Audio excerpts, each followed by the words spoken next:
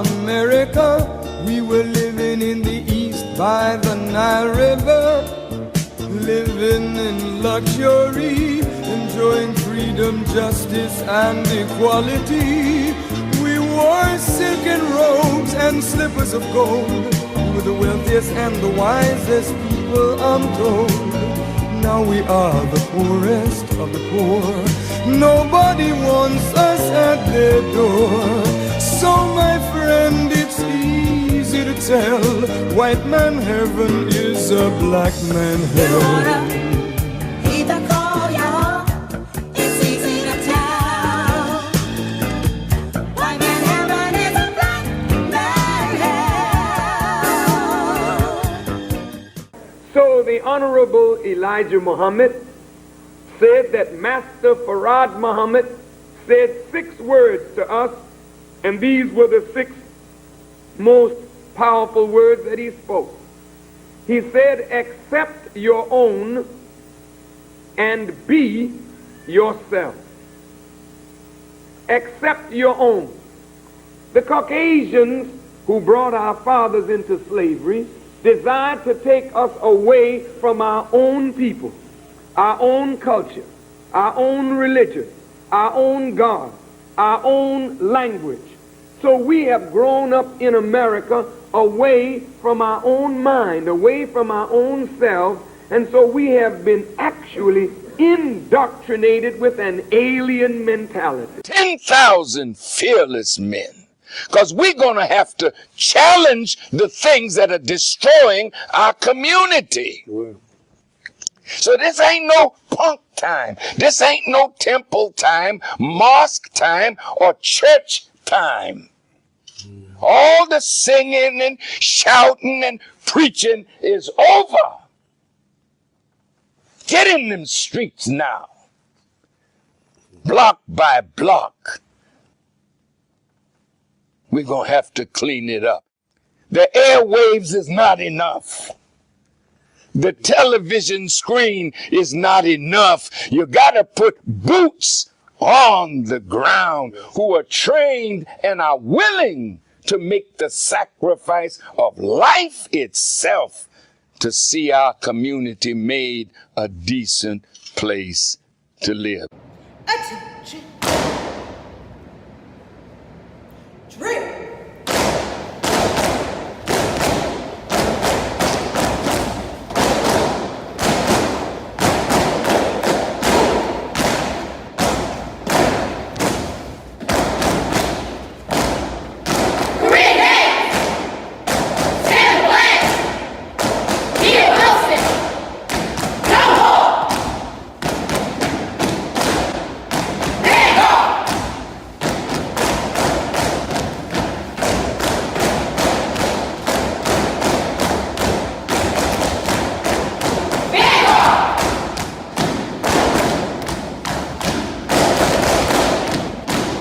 Soldiering is a part of the Nation of Islam, and it readies all of us to obey the commands of God. Now some will ask, well, why military drill? Because this is what produces the camaraderie. Facebook and Instagram thought that they could ban the Honorable Minister Louis Farrakhan. But in reality, they can't, because he already lives in us and millions of others. قل أعوذ بالله من الشيطان الرجيم بسم الله الرحمن الرحيم الحمد لله رب العالمين الرحمن الرحيم مالك يوم الدين إياك نعبد وإياك نستعين اهدنا الصراط المستقيم صراط الذين أنعمت عليهم غير المغضوب عليهم ولا الضالين آمين.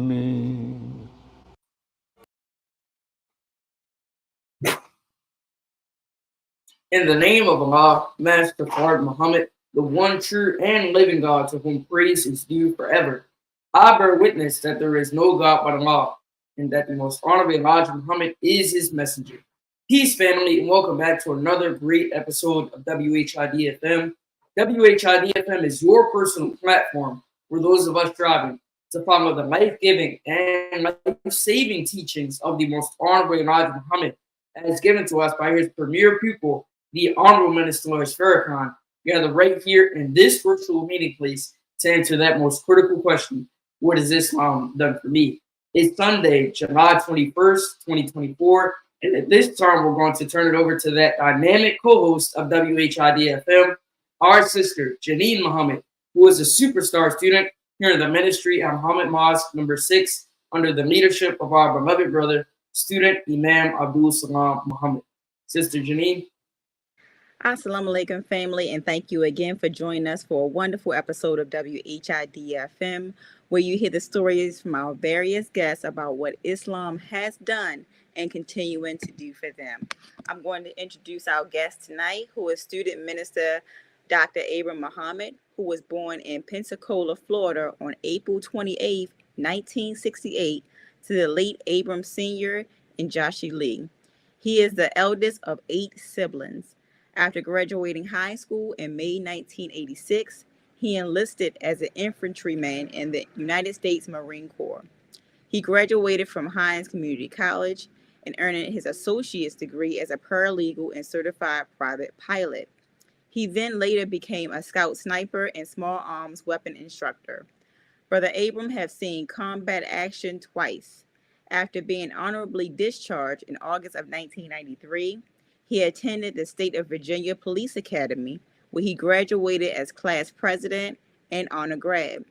He has been married to Sister Tracy Muhammad of Panama City, Florida, for 12 years, and together they have 9 children and 6 grandchildren. He officially joined the Nation of Islam in April of 1998 and was assigned to Petersburg, Virginia Study Group from April 1998 until May 2007, serving in various positions. He relocated to Florida in June 2007 to care for his ailing mother and was assigned to the Pensacola, Florida Study Group as its new study group coordinator. Under his charge, the Pensacola Study Group became Muhammad Mosque number 98 in June of 2010, and he was elevated to the Assistant Regional Minister of the 7th Region for the Nation of Islam. In October of 2012, he was appointed the Student Minister of Muhammad Mosque number 78, based in Jackson, Mississippi, where he currently serves. During this time, he has been instrumental in assisting Monroe, Louisiana, Albany, Georgia, and Montgomery, Alabama, to become Mosque number 99, number 100, and 101, respectively. And we thank him for joining us on our show today. Assalamu alaikum, sir. Wa alaikum salam, ma'am. Praise be to Allah. And we definitely thank you for joining us on the show today. And I'm going to get us started in our first round of questions that we have for you. Now, we see that you have went to college and you also served in the U.S. So what made you be attracted to the teachings of the most honorable Elijah Muhammad? And what made you know these teachings are for you and this is where you want to be? Yes, ma'am. Thank you for the question. I first want to thank this wonderful platform and giving me the opportunity to be able to come on to be a guest. Please send the greetings to your beloved minister, my new brother who saw me come in the door when I first registered in the Nation of Islam. And we here at the great state of Mississippi want to extend our greetings to him and you all. I'm currently here in Savannah, Georgia, where our regional minister has sent me to help to be instrumental in Savannah, Georgia, becoming a mosque. So I'm currently at the hotel, so kind of excuse the background, and so just give a little credence for that. But I'm so honored and thank you. I was drawn to the teachings of the most honorable Elijah Muhammad coming through the Honorable Minister Louis Farrakhan by way of public enemy, to be quite honest with you. I had never heard of who the minister was, never knew anything about his exploits. until I would hear Chuck D and Public Enemy speak about this man Farrakhan. And I would always ask the question, who is this man Farrakhan? What is he? What is he all about? What make Public Enemy and some of the other rap artists talk about him so much? And as I started to listen to the minister and study the minister, the things that he said would resonate and speak to my soul. As a young junior deacon growing up in the church, I always had a lot of questions on a lot of things, and sometimes they would not always be answered. But the teachings coming from the Honorable Minister Louis Farrakhan spoke to those questions and spoke to my needs. And I saw, being a military man myself, the militancy of the Nation of Islam, the structure of the Nation of Islam, the discipline of the Nation of Islam, but more importantly, the love for our people and humanity as a whole was a major attraction for me to come into the nation. Praise be to Allah. And you actually led me to my question now. Being as though you have served, some people may say, well, you served for your country. How could you go so far to go to the Nation of Islam? What made you say that, you can serve but still want to serve for this nation? What helped you with that transition, would you say? Yes, ma'am.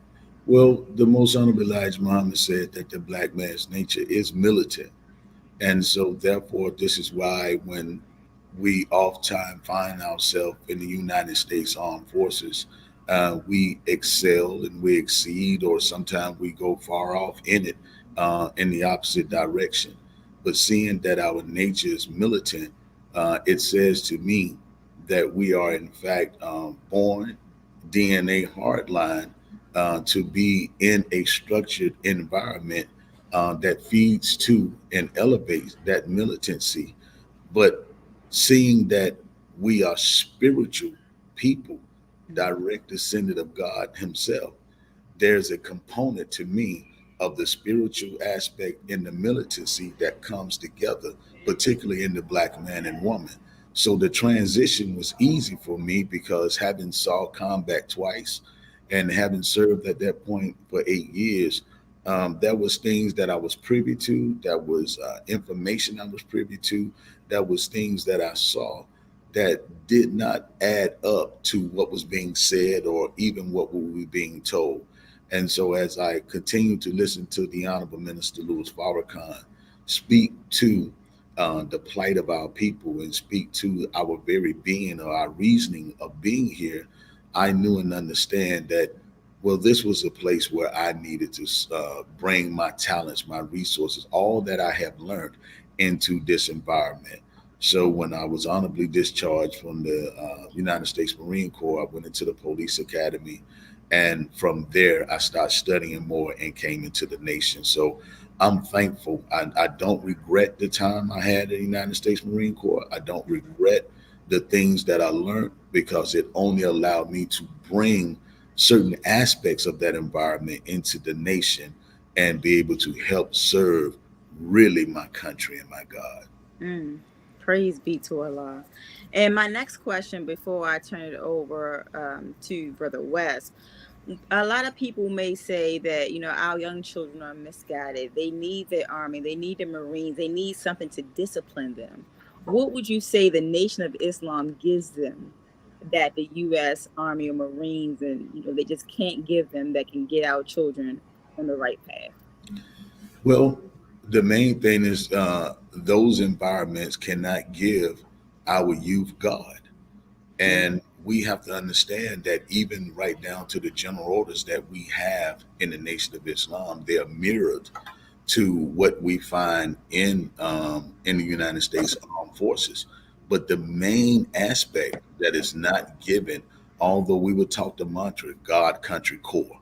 We were taught those things in boot camp, and these was often said, but it was nothing that was really acted upon that made you really believe that it was God, country, core in that lineage or in that lineage of things.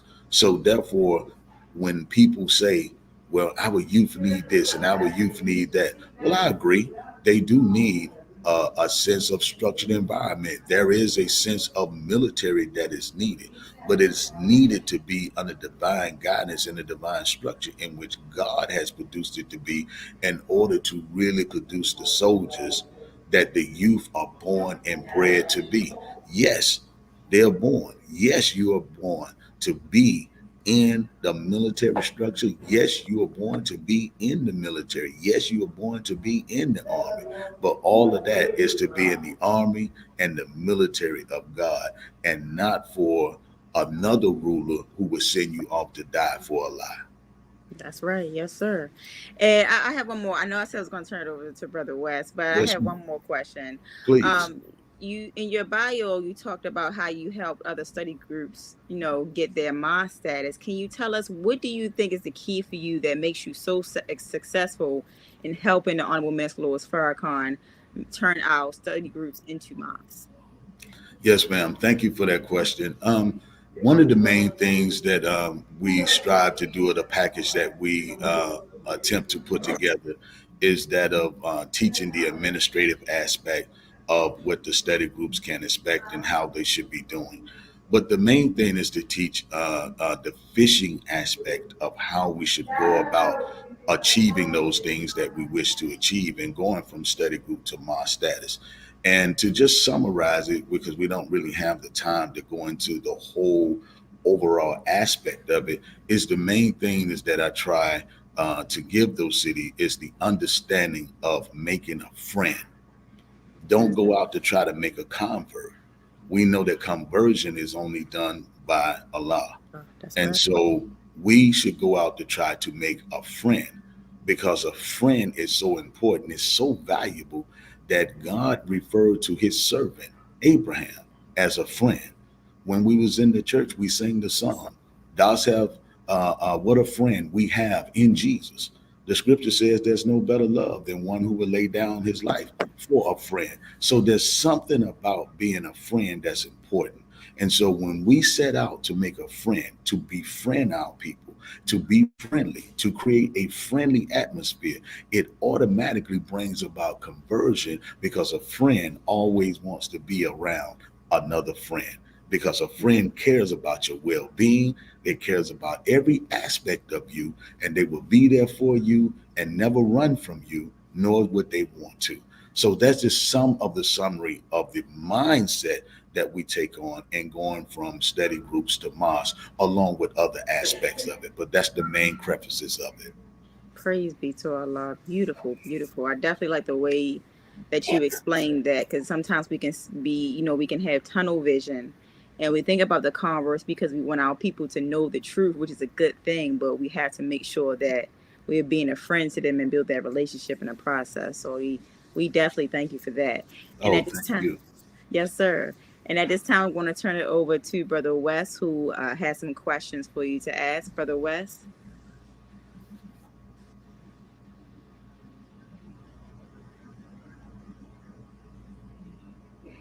Brother West, I think you're still on mute. And while we're waiting for Brother West, I just want to say thank you so much for you all having such the energy, the foresight, and the willingness to have such a platform to be able to reach out to our people. It is so refreshing to see beautiful young people doing something to get the word out that could be uplifting to our people. So we commend you all so much. Thank you, thank you, thank you for what y'all do. Praise be to Allah. It's definitely wonderful on our end, because we get to hear the stories of how people from all over came into the Nation of Islam, and from different backgrounds, different walks of life, and hear their journey.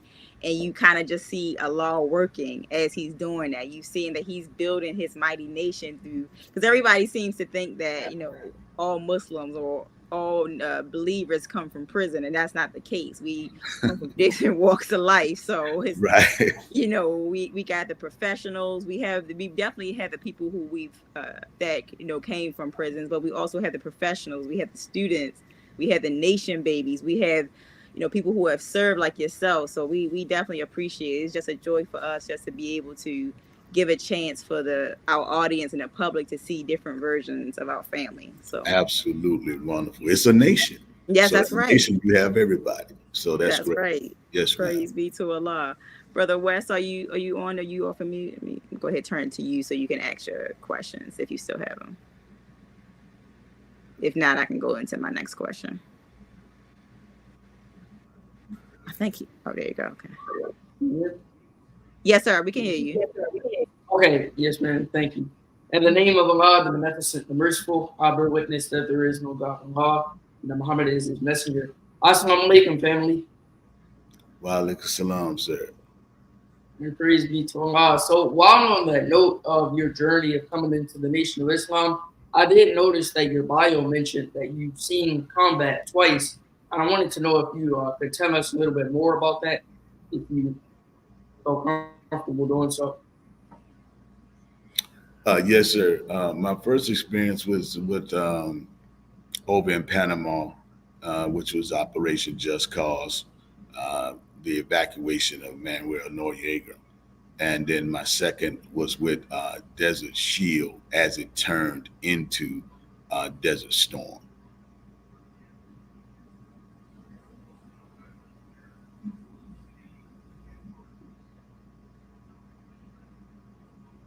Can I be heard? Yes, sir. We can hear you now. Okay, yes, sir. Thank you. So upon first joining the Nation of Islam, what about it shocked you the most?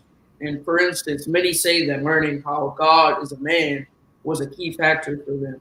So I wanted to know, what was that kind of shock factor for you, if you had one? Yes, sir. Believe it or not, it wasn't that. I was brought up in the church, and so therefore my pastor, may Allah be pleased with him, never shied away from letting us understand that he didn't outright say that God was a man as the way we are taught, but he always stressed the point that we have to be just like him in order for us to be in his image and his likeness. He'd always stress that. So he would point out the fact that God felt, God loved, God angered, things of that nature. And these were emotional characteristics that we all have a common thread to. So that part of accepting God being a man really wasn't that hard for me. I would say if there was a shock factor coming into the nation, it probably was more so the dietary program of it, meaning the 1 meal a day. Having been brought up in a world where we taught that, you know, you have to eat 3 meals a day in order to have a balanced diet and so on and so forth. That was shocking to me. I was like, whoa, you know, how are we going to be able to live off 1 meal a day? We're not going to make it like that. But then as I sat back and reflect on my time being in the Marine Corps, there were several times when we were out in the field, either in training exercise or actually in actual combat. There wasn't time when you stopped out and we had breakfast, lunch, and dinner, that type of thing. So as I came into the realization of that, the shock factor wasn't as much, but that would have been the original shock factor, not, believe it or not so much God being a man, based upon my Christian upbringing at that time.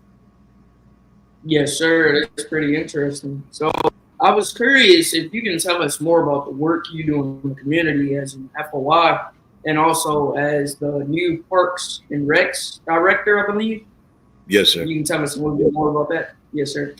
Yes, sir. Thank you. Well, you know, of course, our mission as an FOI and as a registered Muslim in the Nation of Islam is to the resurrection of the dead and deliver our lost found brothers and sisters to the Lamb of God.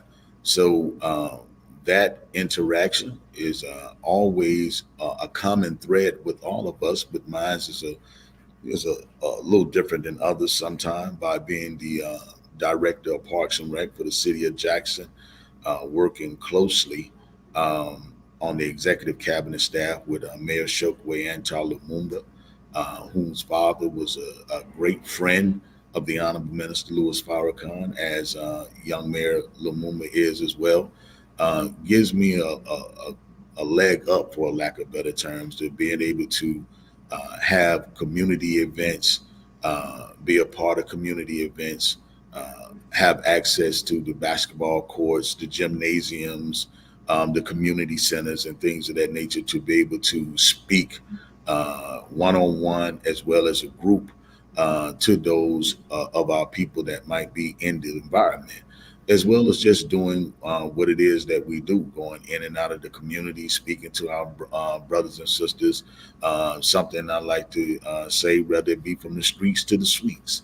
I don't believe that the teachings of the Most Honorable Elijah Muhammad is just should be isolated to one geographical location or to just one set group of people. We need all our people, just as Sister said earlier, whether you come from this walk of life or that walk of life. So I can honestly say, Brother Muhammad is known by the help and grace of Allah from the streets to the suites. And that's because I don't believe that no one should be turned away or turned down. Brother Jabril, may Allah be pleased with him. And this is part of what we also teach when we're going from study groups to mosque. Shared with me back in Muhammad Mosque number 92 in Greensboro, North Carolina, back in 1999. He said that 1 out of every 100 Black person was pre-DNA'd, predestined, and born to automatically be a member in the Nation of Islam. Once they hear the teaching, it's an automatic acceptance. They're ready to come and ready to go. So what we do as part of the training going from study group to mosque, as well as what we do in our everyday going out, is we do our best to try to connect and find that 1 out of 100. So we go and we say, Brother Abram, I need to go and reach 100 new people in an effort to find that one who's willing to accept and come in right away. And we treat it just like we do the Savior's Day gift, where it's charted. I reached 10 this week. I went out to 12 that week.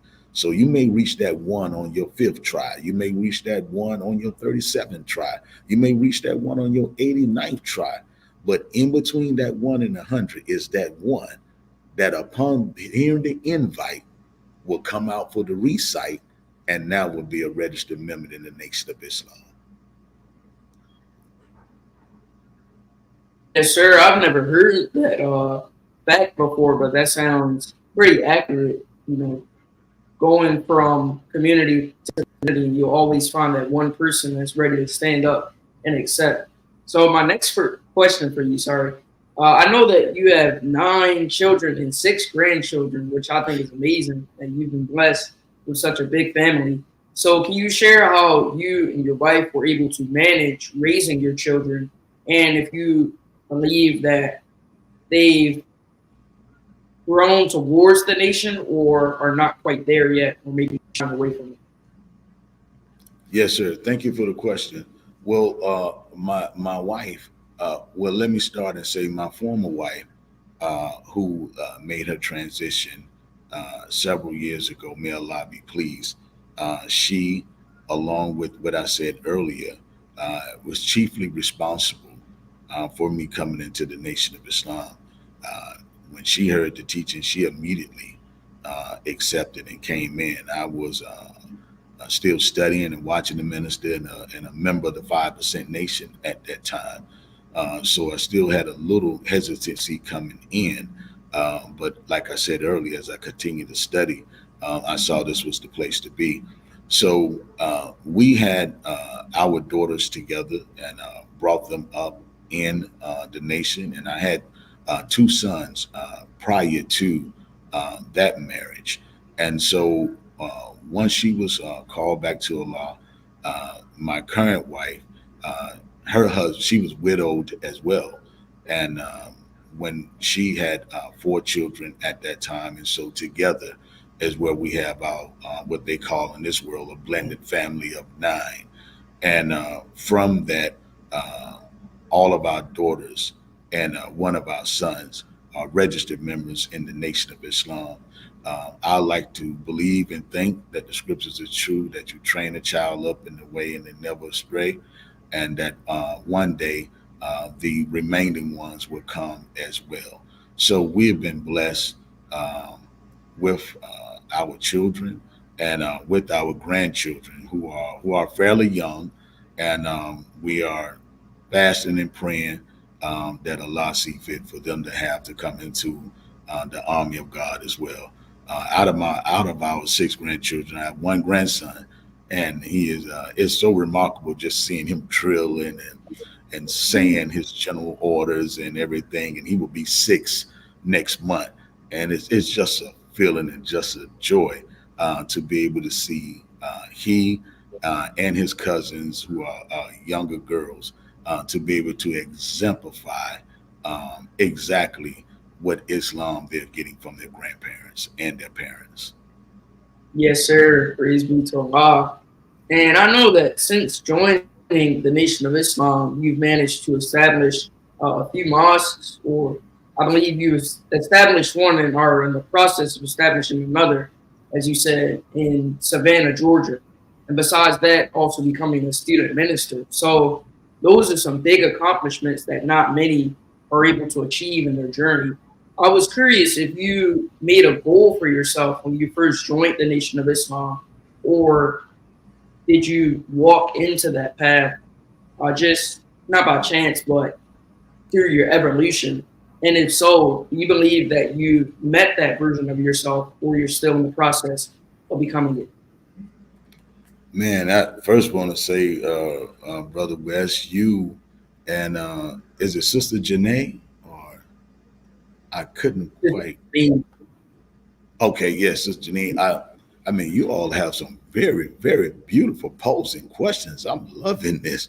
I can honestly say that no, sir, I did not come in with that mindset, stating that, well, I'm going to come in and do this, and I'm going to come in and do that.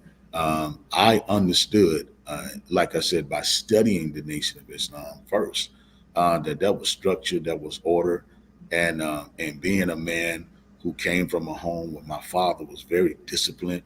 Our home was very structured. Going into the armed forces where it was very disciplined, very structured. Then from there into law enforcement, which is very disciplined, very structured. It was a natural fit for me in the Nation of Islam. It's just that while in it and working the mission, I was blessed to learn my lot and what gifts, skills, and talents that Allah would allow me to work out to bring to my nation. I have to be very thankful for my first regional minister, Regional Minister Abdul Muhammad, who taught me so much about administration in the Nation of Islam. I learned my administration from him.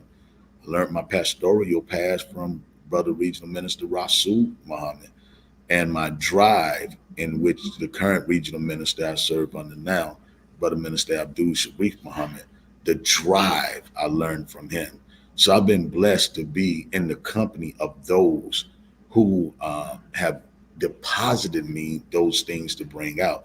And so as I looked at our structure and I looked at what we were doing, Allah just blessed me to be able to sit down and write out a format that I felt would work. And we tried it in Pensacola, Florida, and it worked. And so from that standpoint, we just took it to wherever we could. And like I said, we went over to Monroe, although we're in Jackson, Mississippi. Monroe is in the Southwest region, but we worked it with the Monroe Study Group, and it panned out to work out fine. And then we were able to do the same thing in Albany, Georgia, and in Montgomery, Alabama. And so 99, 100, and 101. And so, as I say, we're here this weekend to finish solidifying Savannah, Georgia, and hoping that we would get them to that next level as well. Yes, sir. That sounds like a wonderful mission. And with that, we'll turn it back over to you, Sister Janine. Thank you, Brother Wes. And my next question that I have for you, since it seems like, correct me if I'm wrong, that you've seen a lot of new believers come in. What is the advice or the number one advice you give to new believers coming in? Thank you for that question. And again, I apologize for the background. I'm No problem. at the hotel. But if I heard you correctly, you said, what advice would I give New to believers. a new believer coming in? Yes, sir. Okay, yes, ma'am. The first thing I would say is keep your eyes on the Honorable Minister Louis Farrakhan. He is the standard. He is the way. And there may be things that we may do intentionally and unintentionally that may not be the way that it should be. And it can become very disappointing. But you have to know that you're coming in not for anyone else other than yourself. That was something that you heard, that you felt, that may be a benefit to you. And you have to stay on that. You came in because you understood that you should fear no God but Allah, and there is no God but Allah. And if you allow someone else to take you to come out of the mosque, to take your spirit away, to take your drive away, to take you from wanting to be a better Muslim, you have just now made that person a God besides God. So keep your eye focused on the master teacher, the Honorable Minister Louis Farrakhan. Keep your mug to the rug. Stay prayed up, stay studied, and stay connected to those who you see want to do positive things and always see the benefit of what it is we're trying to do, and not looking for the poor part to settle on. We can all settle on the poor part. Every one of us got it. But look for those who always see the best way. And never forget, I can't stress this enough, you didn't come in for anybody else but for yourself. So therefore, don't let anyone else take you out of here. That's right. Praise be to Allah. And that actually leads me into my next question. A lot of us, like, of course, we all deal with struggle and trial. That's just a part of, the journey. How would you say Islam has helped you deal with trials and overcome, even in what you may have perceived the worst condition? That's very good. I think on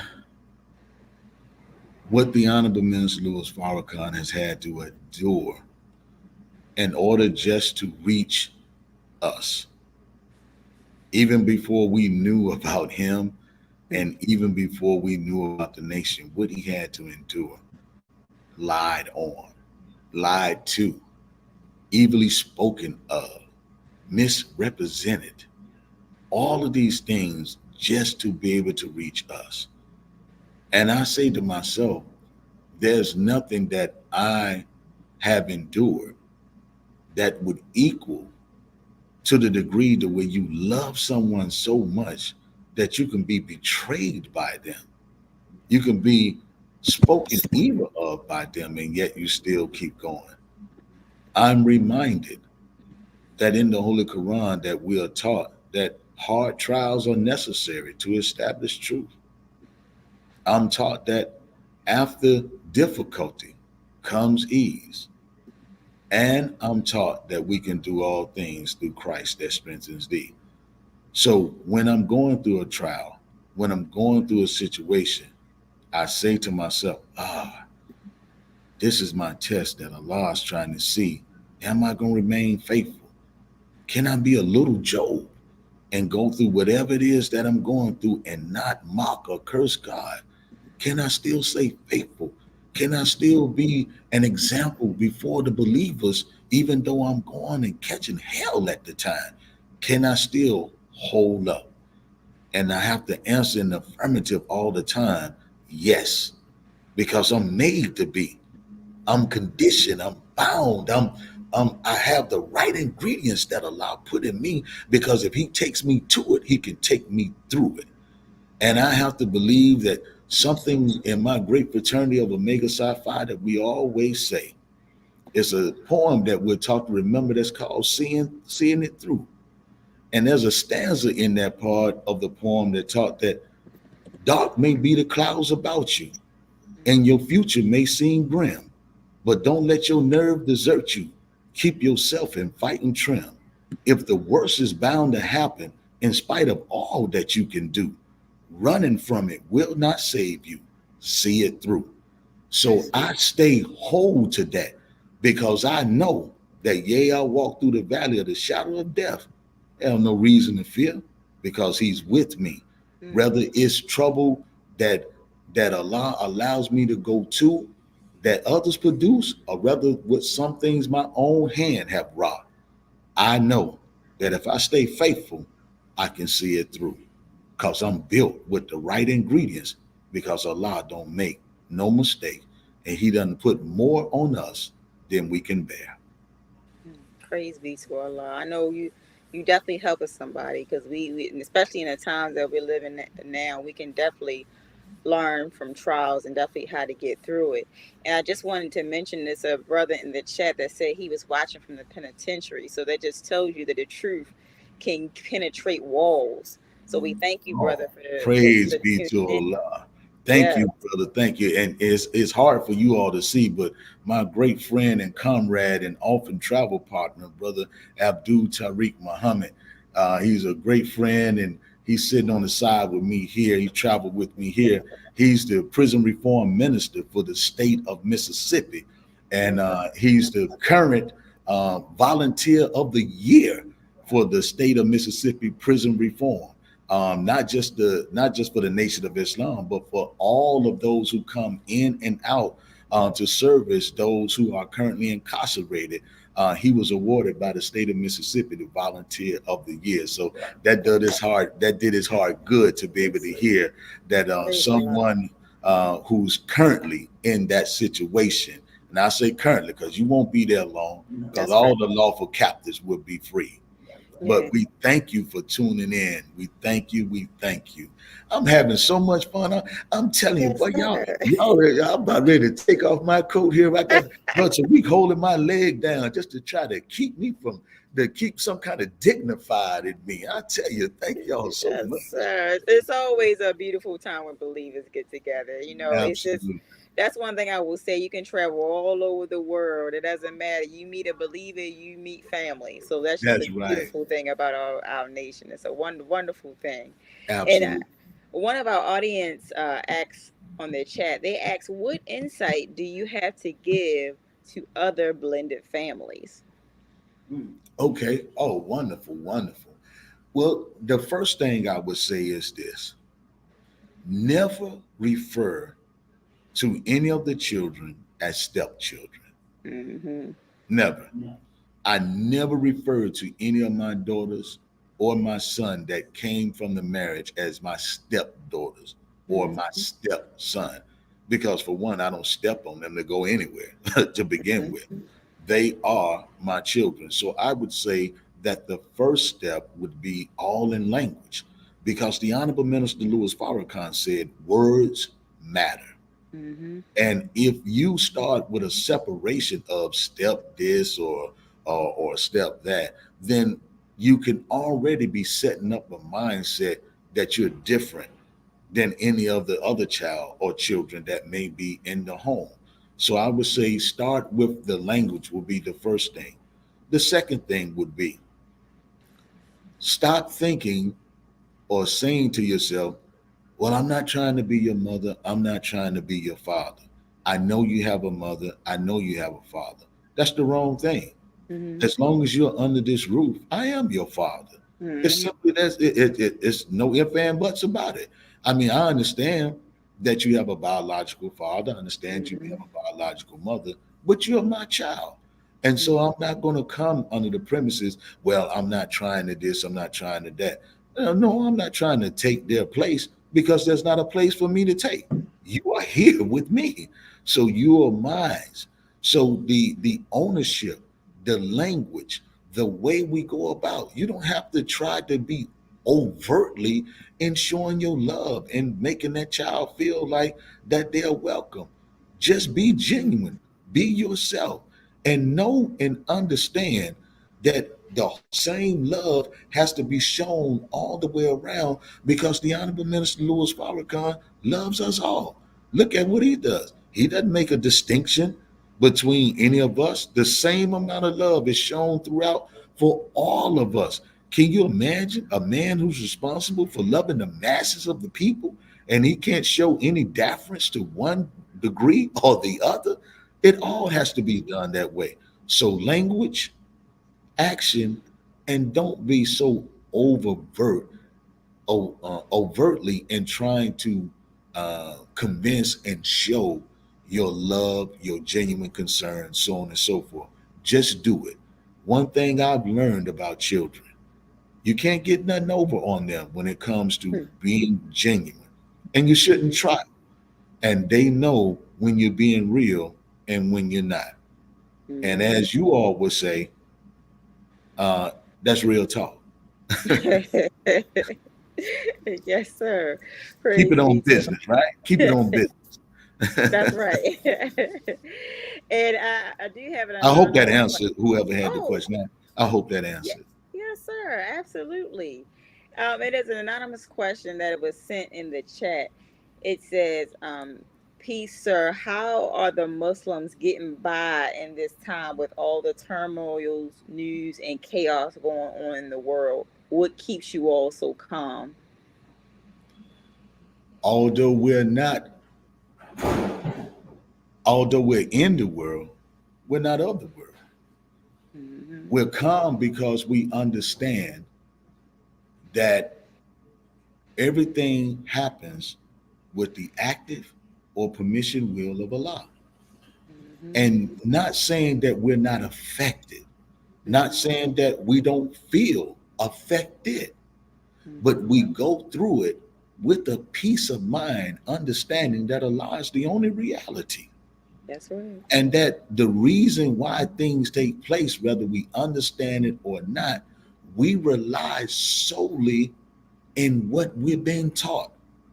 And the Most Honorable Elijah Muhammad teaches us that when we focus on the mission of what we're being called to do, those other things, external things that are happening around us, it's not that we got blinders on, right? It's not like we don't see, but we're not overly concerned with it because at the end of the day, we're concerned with what Allah is concerned with. And what He is concerned with are our people.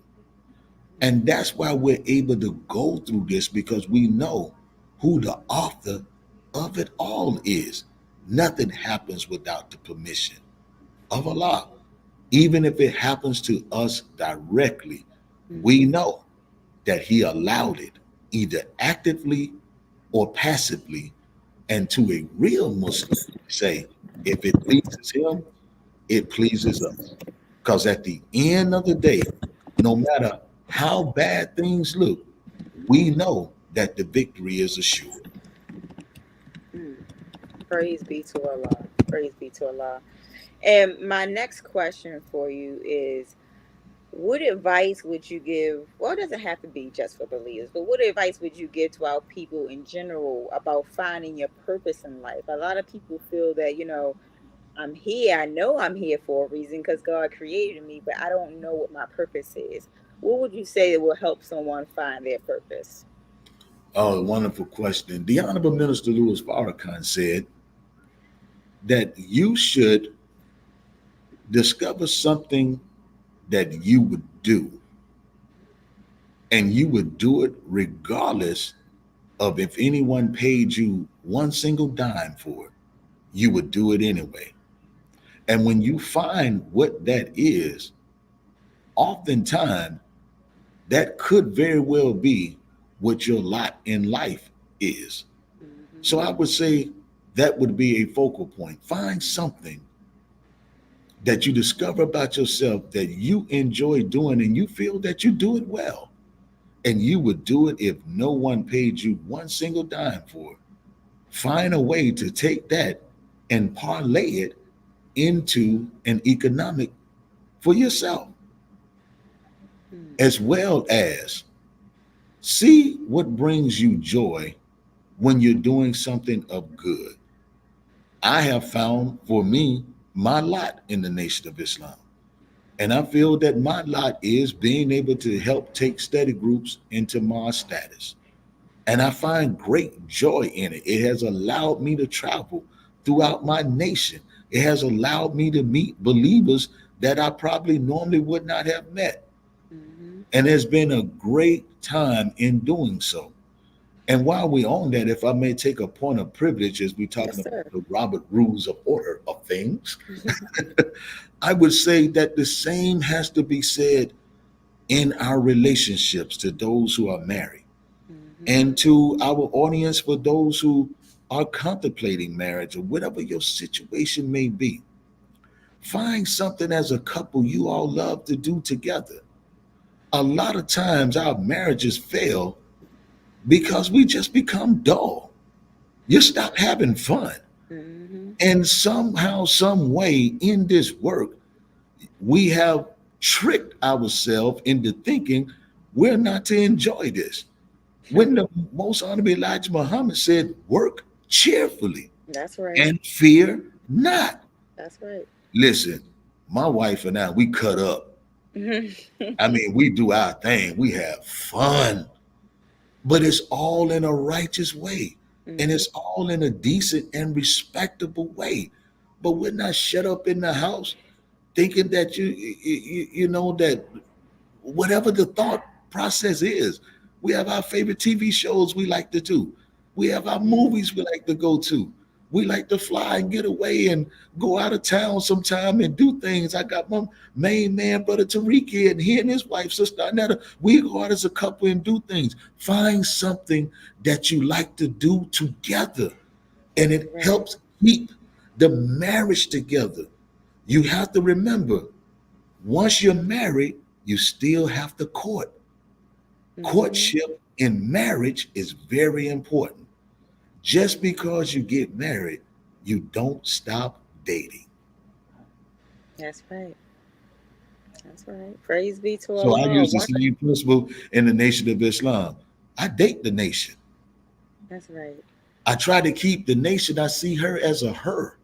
And I try to do things to make her happy. And so as a man, to do things to make the woman you love happy, you think of the things that you know she likes. And my nation likes progress.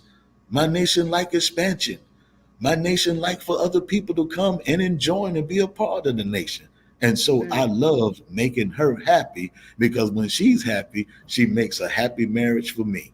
That's what the Nation of Islam has done for me and doing for me. Good God Almighty, like fire. Shut up in my bones, man. You're going to make me start preaching up in here. I love it. I love it. Sir, I love the way you explain that, because a lot of times we have to look at it like that. It's a beautiful thing, you know. Believers are workers. That's what we do.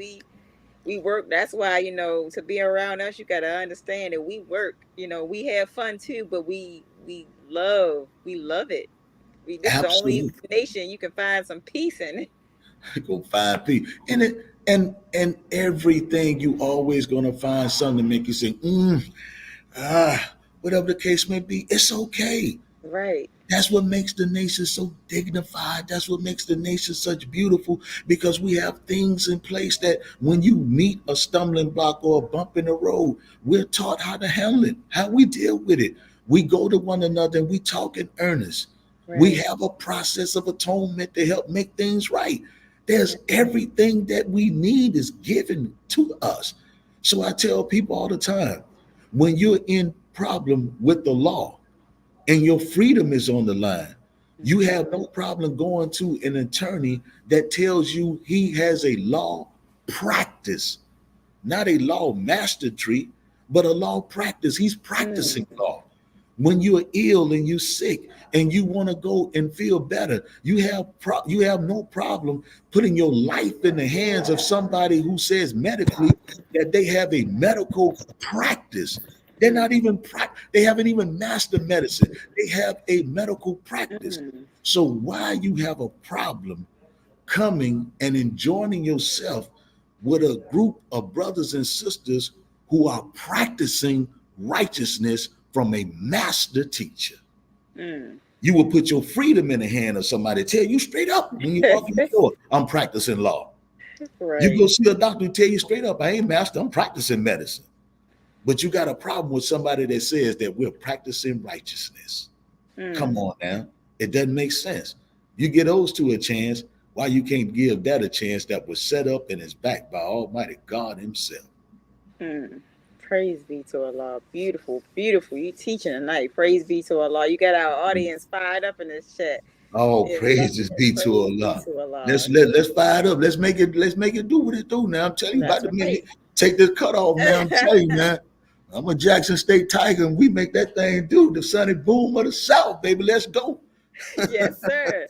Well, speaking of that, no, we got another question in the chat where I believe it asks, how does the knowledge of what you learn in the FOY class make you a good husband, a good father, and a productive, fearless man? Oh, praise be to Allah. I think sometimes we have to realize that the FOY, we have 7 units too.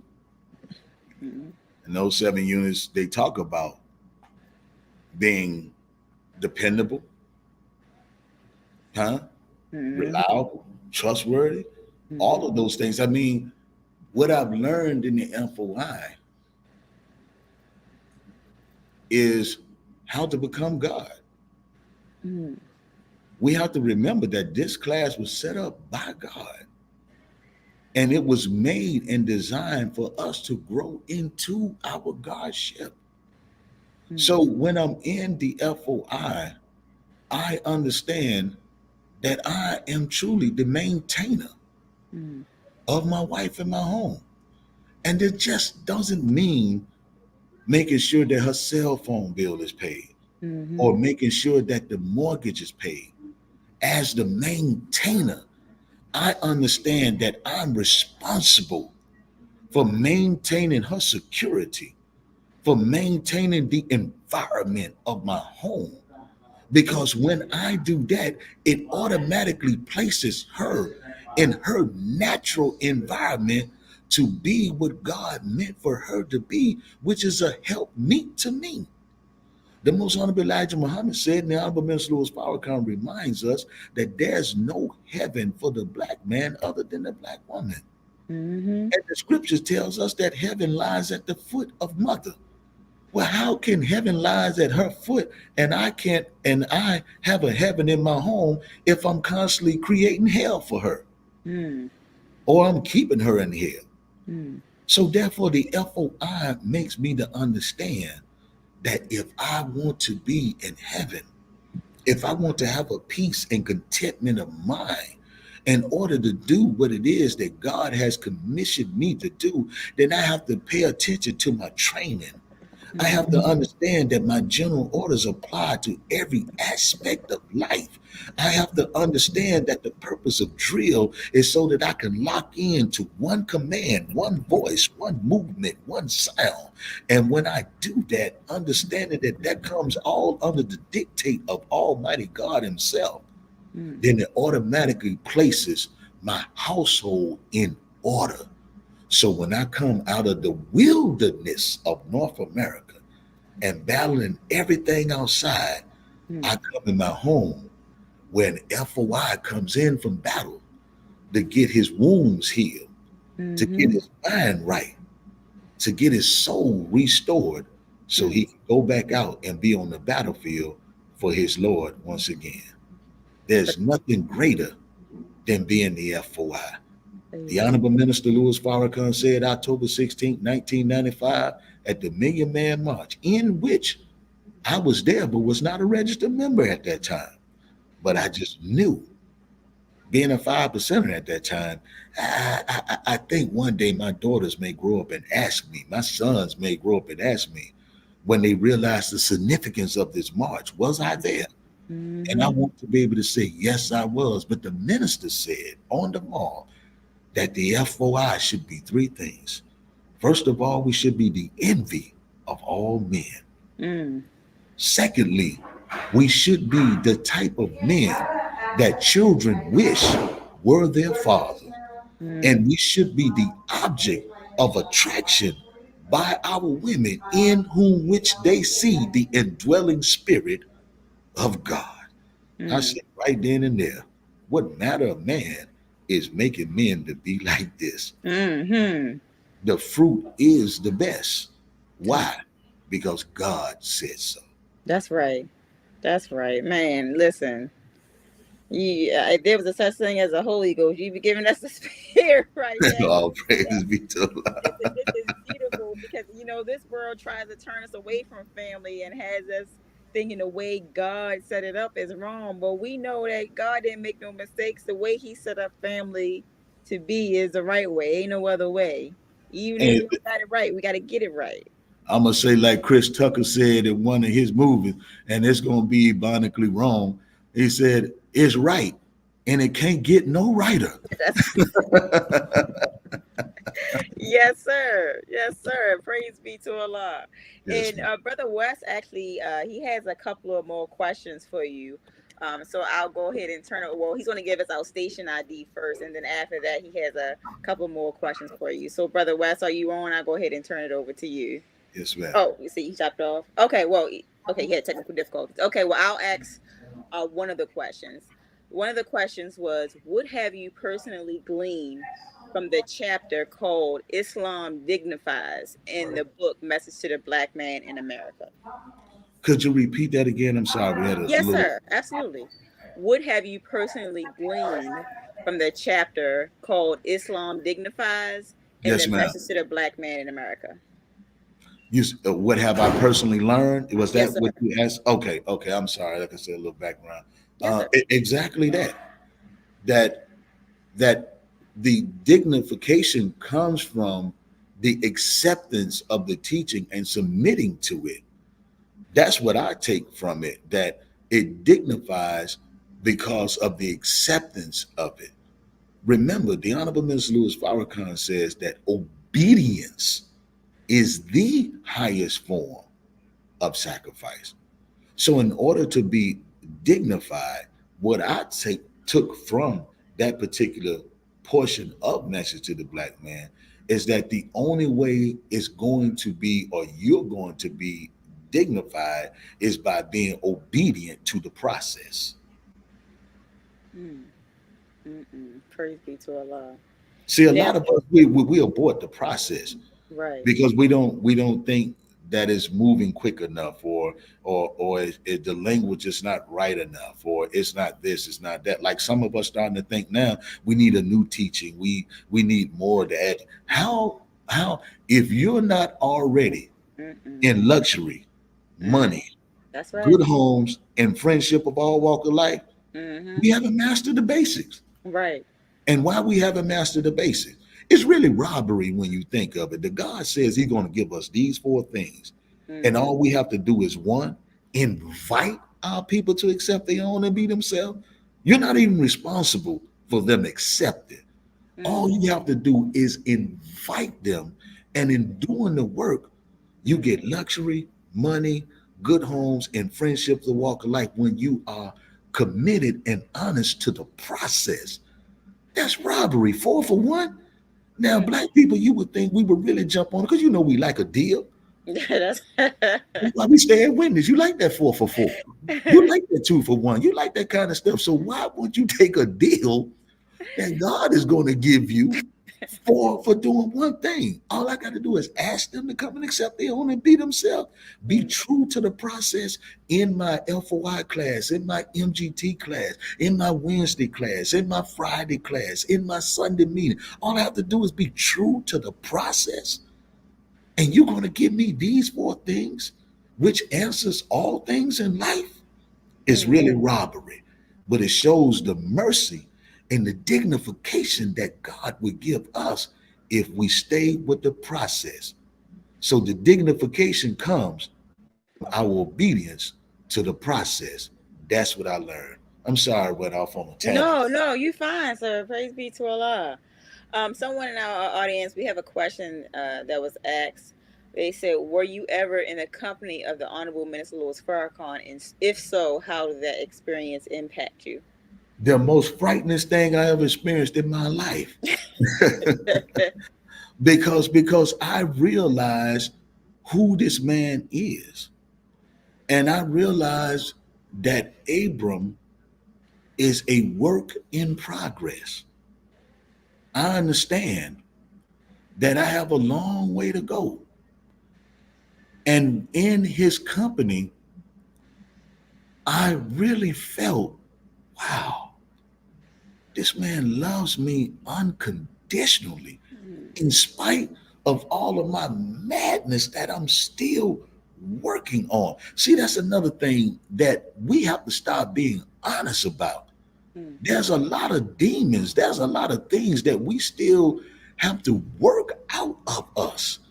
And we have to be honest that we're not suitable to be where God has placed us to be. So in this mercy, in his grace that he allows us to work out in his army, it's a blessing that he shields our eternal madness from the rest of the world as we work to get it right, because we're working on his behalf. So we have to stop being so self-righteous, or as we used to say in the church, you're so heavenly high that you ain't no earthly good. This is why the most honorable Elijah Muhammad said the best of us are still out there. So when I see my brother out there doing wrong, being bad, I realize, man, he better than me. He just doesn't know it yet.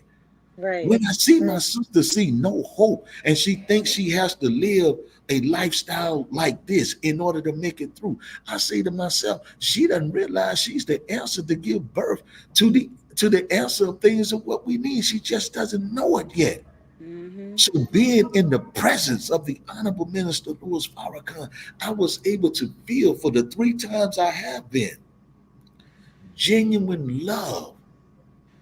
That although I know the minister knows all, he can feel us. He knows us. He knows what's good and he knows what's bad. This is just real. It's nothing spook about that. This is what the Messiah is able to do. And in spite of all of that, he gave a little old brother from Pensacola, Florida, the dignification that when I walk in the room, he said, there's my Mississippi preacher. God mighty. I'm telling you straight up. If we was in the church like you said, I'm telling you, I'm done. It's all over with. For him to know what he know and still give us a chance, I can say to the person that posed that question that the experience was pure love. And I know that sounds like the textbook answer to say, but I'm hoping that you can see with your brother Abram. Everybody will tell you my favorite slogan is I'm 6 and 12, meaning I'm straight up and down. Ain't nothing sideways or whatever the case about me. I'm quick to tell you the reason how I know how to get it right, because I've been a chief at doing it all wrong. I know that I'm a work in progress. I know that I'm sitting here by grace and mercy when everybody in and out of the nation wanted to throw me away. Some of what my own hand had wrought and some what the world has said. But the love of the minister, his mercy, his grace that prayed to the Father that's sitting with the Master, saw favor a little old brother like me, which means that I felt nothing but love, grace, and mercy. And it was he who told me at that time, God, you just bring it to remembrance, when Brother Rasul introduced me to the minister and said, Brother Minister, this is Brother Abram, the brother who took the study group to my status. The minister grabbed my hand as I put my head to his chest and told him how much I loved him. He said, son, thank you for giving me a mosque in Pensacola, Florida. He said, but now I want you to start thinking bigger than that city. I want you to go and exercise your talents. I didn't know what that means because I was just scared to be being held by the minister. But now I understand what it is that Allah is blessing me to do. He sanctioned it to go forward. Praise be to Allah.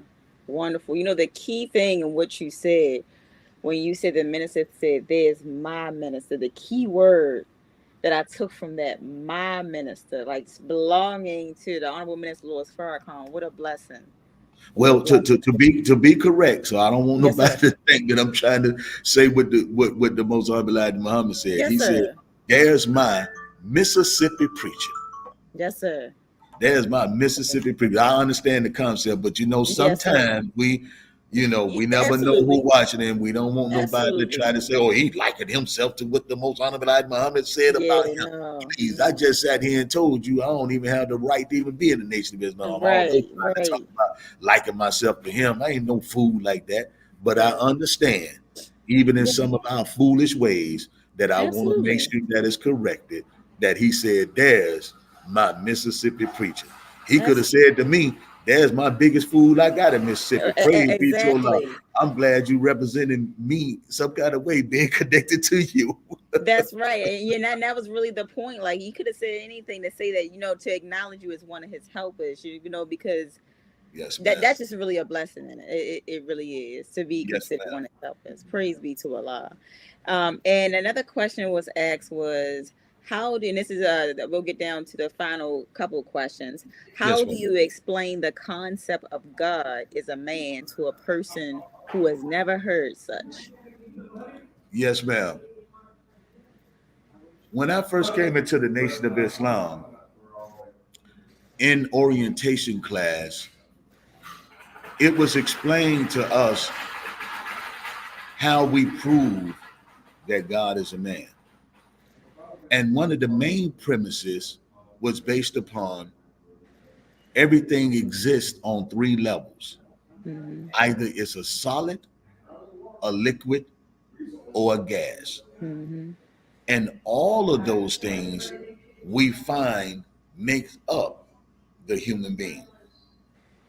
And so when you understand that those three things are what you find in everything, then you're able to go into the understanding of knowing that all those three things are found in one thing specifically, and that's the human being. Mm-hmm. You also can show in the scriptures of how we've been taught all our lives about God's characteristics and about his emotions primarily. How is it that something other than a live human being gets anger?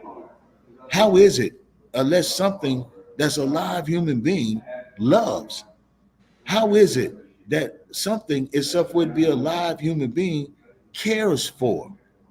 How is it that we learn that Allah plans? Who other than a human being plans? Mm-hmm. So when you break down and understand how he's constantly referred to as he and him and not it or that, it's easy because people really don't believe in a concept of God as we've been taught, to be honest with you. Mm-hmm. One of the things I like to say is this: if you really subscribe to God being a spirit and a spirit alone, and the whole rapture piece, and we will be spirit and things of that nature, what would be your reaction if you came to a stoplight and on the side of that stoplight was a cemetery? And in that cemetery, all of a sudden you start seeing people coming up out of the grave. What are you going to do? Are you going to sit back and you're going to say, praise God, the rapture is taking place? Or are you going to sit back and think that maybe it's a remake of the Thriller video of Michael Jackson? Or are you going to bust through the light and say, something is not right here? See, your very nature lets you know that you don't subscribe to anything of that nature. You don't really believe in that. If while I'm sitting here right now, something start coming through this wall and saying, my son, I hear you speak of me, and I'm here to finish the interview with you. Man, let me tell you something. Nobody else will be left on this screen. Yeah, I wouldn't be left here to even be talked to. because you really don't believe anything like that. The fact of the matter is, we subscribe to that way of thinking because it's convenient. It's convenient to the degree that it doesn't require responsibility and for you to do something when you come into the knowledge of God being a man. And the only way a kingdom is going to be built is that we are heirs and aid in the building of it. So it's easy to believe that you can work for Coca-Cola all week, but go to Pepsi to receive your check. That's the same concept in the thinking that you are born to take hell from sun up to sundown all the days of your life, only to die to go and get it somewhere else. You know that God is a man, just like our people know that Satan is a man. All it takes is for them to have a bad experience with those that they tried to force themselves to love so much and use that same energy to hate each other, to understand who the real devil and the real God is. If not, why would we go around and say that we are a child of God? If you're a child of God and you're a real live flesh human being, how is it that a spook, a spirit, produced this?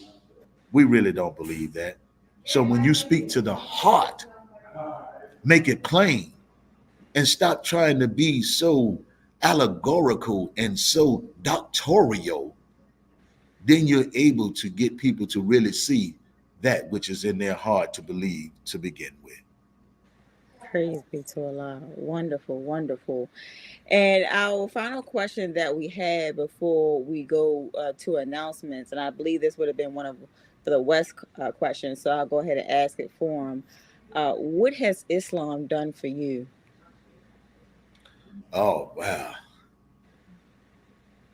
The main thing that saved my life. It has allowed me to be able to have the honor and the privilege of attempting to assist God in the work of the redemption of the lost sheep. It has allowed me the honor and the benefit to help establish a kingdom on earth.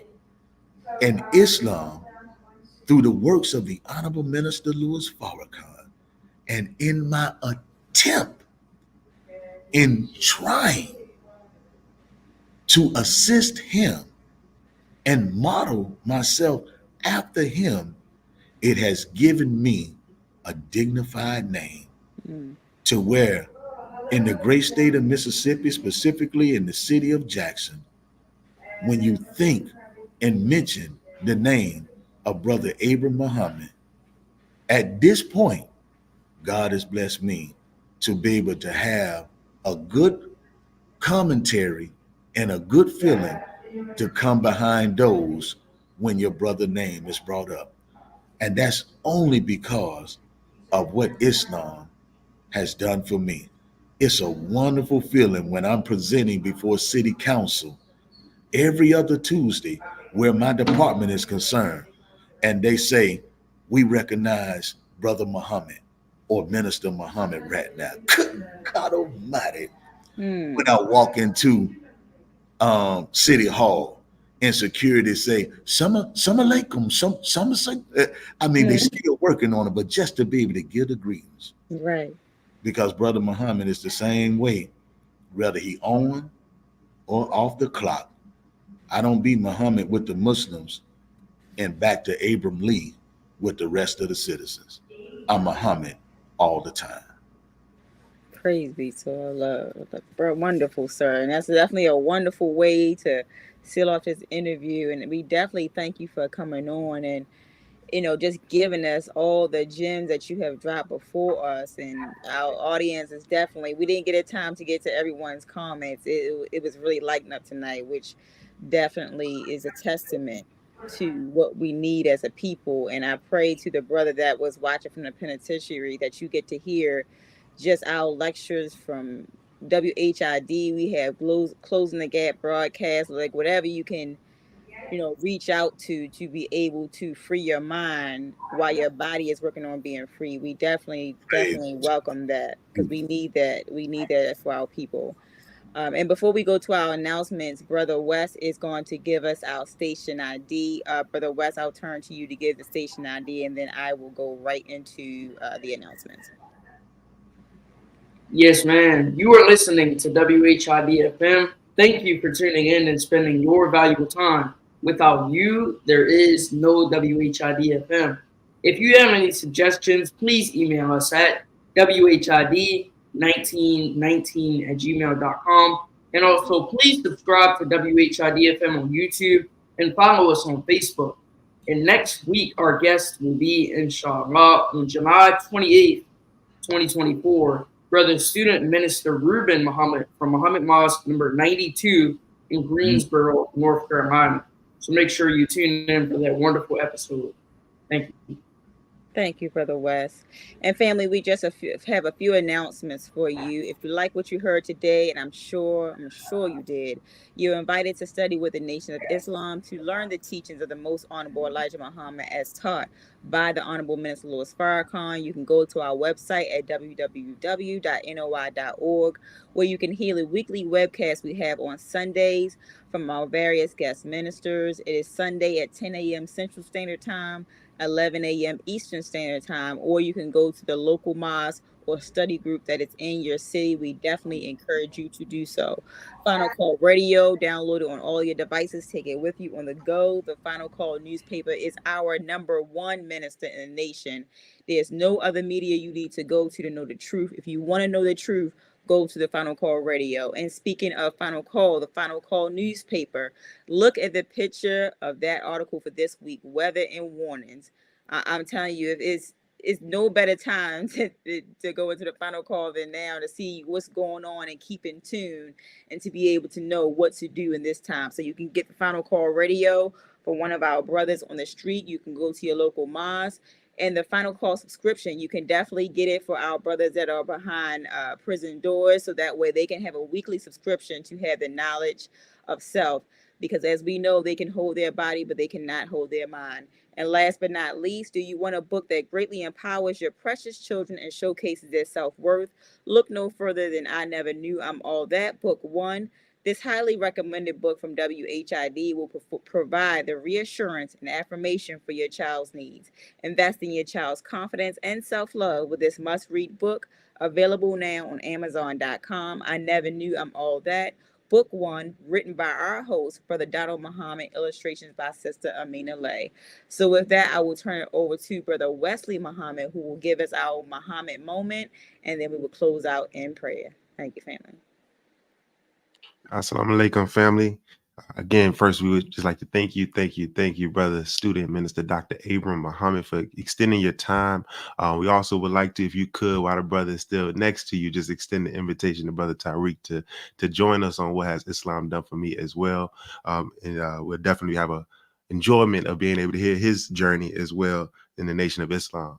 Again, we want to thank the audience for tuning in, as you do every week, on What Has Islam Done For Me. As we always say, if it's not for you tuning in, there is no What Has Islam Done For Me. We'd like to thank Sister Janine, Brother West. We also like to thank our host, Brother Donald Muhammad, for putting together this platform. And we definitely have to thank his friend, his partner, his wife, his helpmeet, to be able to support him and all that he does to bring this platform to us as well, of What Has Islam Done For Me. And we cannot thank Allah enough in coming in the person of Master Fard Muhammad and raising up the most honorable Elijah Muhammad to be his living and exalted Christ. And we can't thank them both for leaving in our midst the Honorable Minister Louis Farrakhan, because without them, we all would not be here to be able to find out what Islam has done for us as well. So we thank you all for your time today. The Muhammad moment today is taken from the lecture by the Honorable Minister Louis Farrakhan entitled Fear, Faith, and Truth. This is a crowd favorite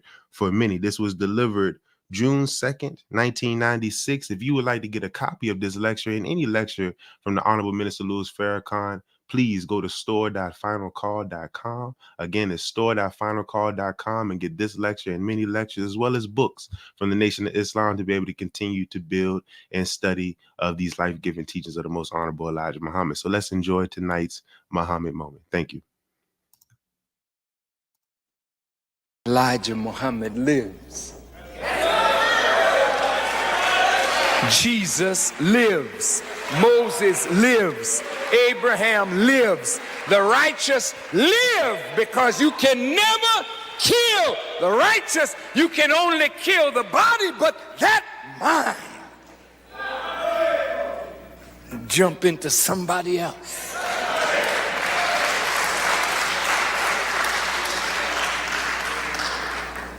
So don't you be afraid. When you leave here today, you go out of here convinced that there is a God. Because if there wasn't, Farrakhan would be out of here. But I'm here, brother. And I got news for you. By the help of God, I'm gonna be here. And no matter what they do against me, I'm gonna be the winner. I can assure you, I'm already the winner.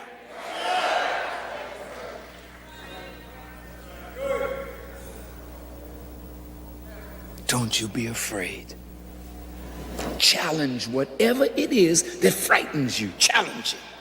How do you challenge it? Just say, I'm not going to bow down to it. I'm just not going to bow down to it. Your heart beating, your blood pressure's up, but I ain't going to bow down to it.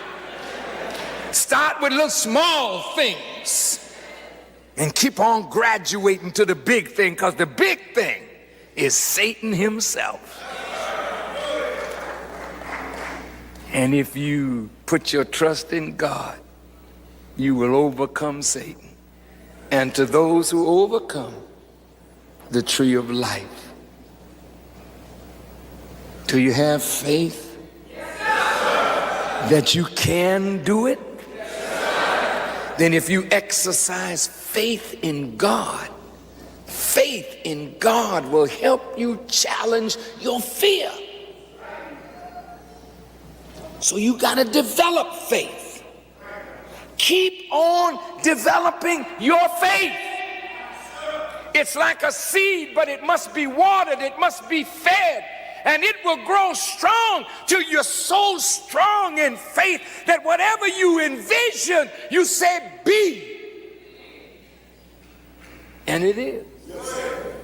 I know that's right, because I do it all the time. There is nothing that I want that I cannot achieve. Nothing. You didn't hear me. Nothing. Nothing. This is where the power is. It's in the dome, brother. Who you got in your dome? You got some chump sitting on the throne in your dome. Overthrow that punk and throw him out. Throw him out. And invite the king to come in and sit on the throne. You say, God bless this home. Christ is the head of this house. How can he be the head of your house if he's not in your head?